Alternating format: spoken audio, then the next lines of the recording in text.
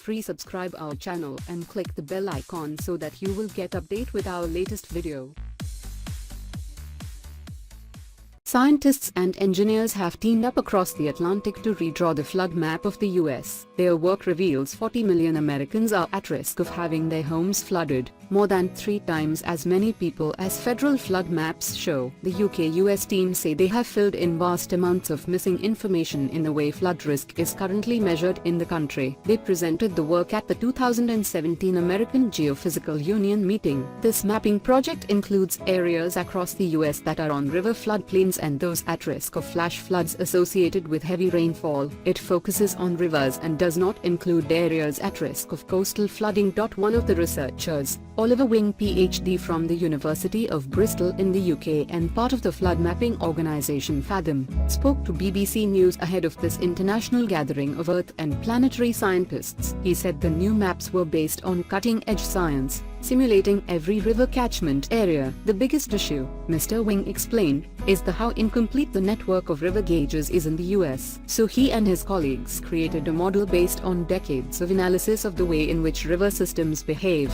This model fills in those data gaps, he told BBC News, meaning the probability of flooding can be worked out in every river catchment area. 100-year flood combining those probabilities with population and land use data, Mr. Wing said, revealed that 40 million people and $5.5 trillion worth of assets are within an area that has a 1% chance of flooding each year. When you combine population data with government flood maps, which are created by the US Federal Emergency Management Agency, FEMA, they only have 13 million people on that floodplain, said Mr. Wing. This area with 1% chance of flooding every year, also called the 100-year floodplain, is nationally recognized as the area of high flooding risk. FEMA charts this area on its official flood hazard map, which is used to inform a national flood insurance program. Flooding insurance is mandatory for the homeowners who have mortgages from federally regulated lenders, and for people whose homes were built before this law was passed. There is government support for their insurance policies, but FEMA simply hasn't covered the whole of the USA in its mapping, Mr. Wing told BBC News. Even in areas they claim to have studied,